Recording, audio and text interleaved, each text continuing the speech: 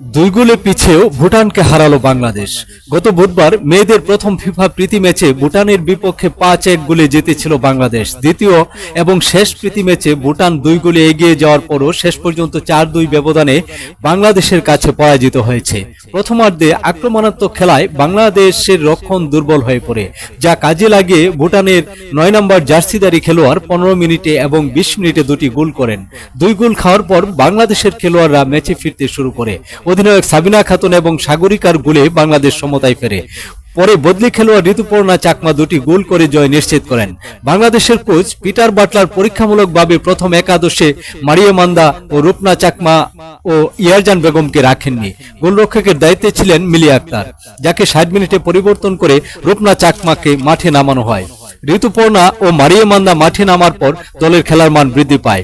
অক্টোবরে নেপালে অনুষ্ঠিতব্য সাব চ্যাম্পিয়নশিপের প্রস্তুতি হিসেবে এই ম্যাচ দুটি খেলেছে বাংলাদেশ। যদিও আরও শক্তিশালী প্রতিপক্ষের প্রয়োজন ছিল, বাফুফে কোনো মতে ভুটানের সঙ্গে এই ম্যাচগুলোর ব্যবস্থা করতে পেরেছে। 2022 সাব চ্যাম্পিয়নশিপে সেমিফাইনালে ভুটান 8-0 গোলে হেরেছিল। এই প্রীতি ম্যাচগুলোতে বাংলাদেশের জয় এলেও রক্ষণের দুর্বলতা প্রকাশ পেয়েছে, যা সাব চ্যাম্পিয়নশিপের আগে কোচ পিটার বাটলারের জন্য চিন্তার কারণ। ভিডিওটি ভালো লাগলে চ্যানেলটিকে লাইক এবং সাবস্ক্রাইব করে